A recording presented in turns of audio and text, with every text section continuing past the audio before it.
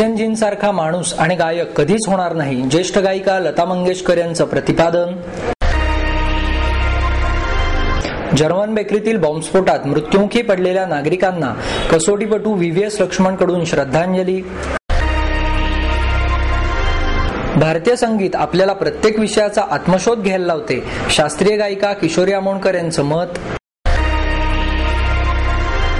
मैत्री परिवाराच्या वतीने स्वरभास्कर पंडित भीमसेन जोशी यांना स्वरांजली या गाण्याच्या कार्यक्रमाने श्रद्धांजली. समाजकार्यासाठी वाहून घेणाऱ्यांचा वारसा पुढे चालला पाहिजे, सिने अभिनेते अरुण नलावडे यांचं प्रतिपादन. आणि ज्योतिष हा अनेक वर्ष अभ्यास करून निर्माण होणारा व्यासंग असतो, ज्योतिष परिषदेचे संस्थापक व.दा. भट यांचं मत. पंडितजींच्या नावे पुणे महापालिकेतर्फे दिला जाणारा पहिला स्वरभास्कर पुरस्कार स्वीकारल्यानंतर त्यांनी पंडितजींच्या अनेक आठवणी सांगितल्याने या गायकाच्या चाहत्यांना त्यांच्या व्यक्तिमत्वाचे अनेक पैलू समजू शकले. ज्येष्ठ नृत्यांगना सितारादेवी यांच्या हस्ते लता दिदींना स्वरभास्कर पुरस्कार देण्यात आला. यावेळी महापौर मोहनसिंग राजपाल, वनमंत्री पतंगराव कदम, आमदार उल्हास पवार, माजी खासदार श्रीनिवास पाटील, नगरसेवक आबा बागुल, भाजपच्या गटनेत्या मुक्ता टिळक, म्हाडाचे अध्यक्ष अंकुश काकडे, पंडितजींचे ज्येष्ठ सुपुत्र जयंत जोशी, पार्श्वगायिका उषा मंगेशकर, संगीत दिग्दर्शिका मीना खडीकर, महापालिकेतील अतिरिक्त आयुक्त नरेश झुरमुरे आदी उपस्थित होते. 1,11,161 रुपये रोख, चांदीचे मानपत्र, श्रीफळ, शाल असे पुरस्काराचे स्वरूप होते. अण्णा हे बहिणीसारखे वागवत होते. भारतरत्न मिळाल्यानंतर ते मला या भारतरत्न असे म्हणत. त्यांच्या नावाच्या पहिल्या पुरस्काराचा मला अधिक आनंद आहे असे उद्गारही लता दिदींनी काढले. पंडितजींच्या शैलीची आज अनेक जण नक्कल करतात, परंतु ते गाताना गाण्यातला शेर गातोय असे वाटत असे. असे कलाकार आता संपत चालले आहेत आणि जग रिकामे होत चालले आहे. असे कलाकार भविष्यातही व्हावेत अशी ईश्वरचरणी प्रार्थना करा, अशी भावना सितारादेवी यांनी व्यक्त केली. मला संधी दिली तर मी लताच्या गाण्यावर या व्यासपीठावर नृत्य सादर करेन अशी इच्छा 90 वर्षे वय असलेल्या सितारादेवी यांनी व्यक्त केली. त्या म्हणाल्या, मी त्यांच्या गाण्यावर इंग्लंडमध्ये नृत्य सादर केले होते, येतेही करीन, पण त्यानंतर आता मला जाऊ द्या असे त्या मराठीत म्हणाल्या. कार्यक्रमाच्या उत्तरार्धात शास्त्रीय गायिका आरती अंकलीकर टिकेकर यांची शास्त्रीय गायन आणि उपेंद्र भट यांचा संतवाणीचा कार्यक्रम झाला. कोरेगाव पार्क येथील जर्मन बेकरीमध्ये 13 फेब्रुवारी 2010 रोजी बॉम्बस्फोट झाला. यामध्ये 17 ठार तर 54 नागरिक जखमी झाले होते. या घटनेला 1 वर्ष पूर्ण होत आहे. भारतीय क्रिकेटपटू व्हीव्हीएस लक्ष्मण पुण्यात आला असताना सकाळी जर्मन बेकरीला भेट देऊन मेणबत्ती पेटवून मृतांना आदरांजली वाहिली. या प्रसंगी त्याच्या समवेत ABIL ग्रुपचे अध्यक्ष अमित भोसले उपस्थित होते. यावेळी भोसले यांनी रिक्षाचालक शंकर पानसरे यांच्या ओमकार आणि समीक्षा या मुलांच्या शिक्षणाचा खर्च करण्याचा निर्णय घेतला असून त्यानुसार 50,000 रुपयांची तरतूद करण्यात आली असल्याचे भोसले यांनी यावेळी सांगितले. I think it was a very sad incident and definitely in a city like Pune, which is supposed to be one of the best cities in the country, and such a tragedy which happened 1 year back, it was very sad, and that's something which we all have to take note, because terrorism is growing rapidly in our country, and that's something which everyone has to address. And on this occasion, on the first anniversary of this blast, I think my sincere prayers to all the families of the people who have been affected during the blast. Kishori Amonkar यांच्या वाढदिवसानिमित्त अमोल पालेकर यांच्या वतीने सहेला रे या स्वराभिषेक सोहळ्याचे आयोजन केले. त्यावेळी उस्ताद अमजद अली खान आणि विक्कू विनायकराम यांच्या हस्ते किशोरी आमोणकर यांना गौरविण्यात आले. अमोल पालेकर, संध्या पालेकर यांच्यासह भारतातील 3 पिढ्यांचे कलाकार या प्रसंगी उपस्थित होते.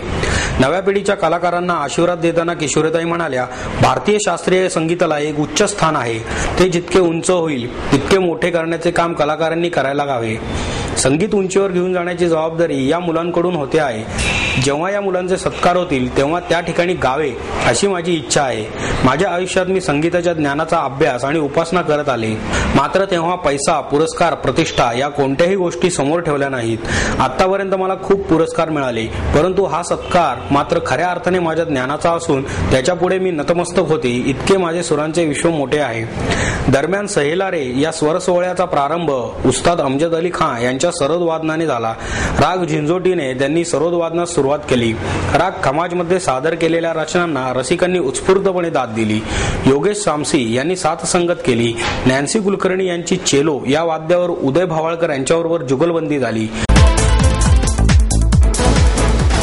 पंडित भीमसेन जोशी यांचे शिष्य राजेंद्र दीक्षित आणि माधव गुडी यांनी अभंगांचे सादरीकरण केले.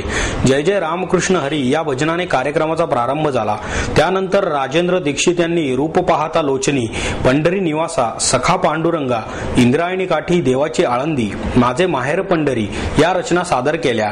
तर माधव गुडी यांनी मनोहर रामरंगी रंगिले आणि कानडी भाषेतील सौभाग्यदा लक्ष्मी बारमा ही रचना सादर केली.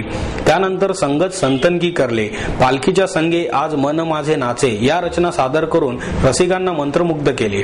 दोन्ही कलाकारांनी अगा वैकुंठीच्या राया हा अभंग सादर केला.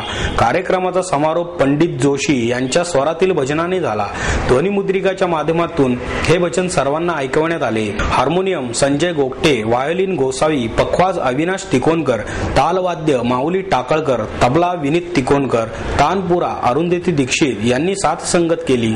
मानव्याच्या संस्थापक अध्यक्षा विजयाताई लवाटे यांच्या 6व्या स्मृतिदिनानिमित्त कर्मयोगिनी विजयाताई लवाटे मानव पुरस्काराचे वितरण झाले.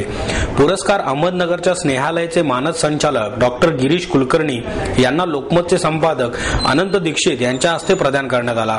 मानव्याच्या अध्यक्षा अरुंधती सरदेसाई, उज्ज्वला लवाटे, गिरीश लवाटे व्यासपीठावर उपस्थित होते. यावेळी बोलताना नलावडे म्हणाले, राजकारणी, पोलीस ओळखता येतात, पण सामान्य माणसे ओळखायची कशी असा प्रश्न पडतो.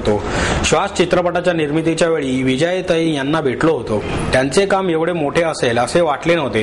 प्रत्येकात वेगळेपण असते, पण ते आतले वेगळेपण काही करायला प्रवृत्त करत नाही. अशा व्यक्ती केवळ सल्ले देतात. पण विजयाताई डॉक्टर कुलकर्णी यांच्यासारख्या व्यक्ती स्वतःला यज्ञात झोकून देतात. या व्यक्ती परमेश्वराचा दूत आहेत. सत्कारानंतर बोलताना डॉक्टर कुलकर्णी म्हणाले, सर्वांच्या वतीने हा पुरस्कार स्वीकारत आहे. विजयाताईंची प्रेरणा घेऊन समाजातील दुर्बलांना विविध क्षेत्रात सबल करणाऱ्या समाजधुरीणांच्या पाठीवर प्रेमाची, विश्वासाची थाप देणे हे पुरस्काराचे उद्दिष्ट असल्याचे संस्थेच्या अध्यक्षा डॉक्टर अरुंधती सरदेसाई यांनी सांगितले.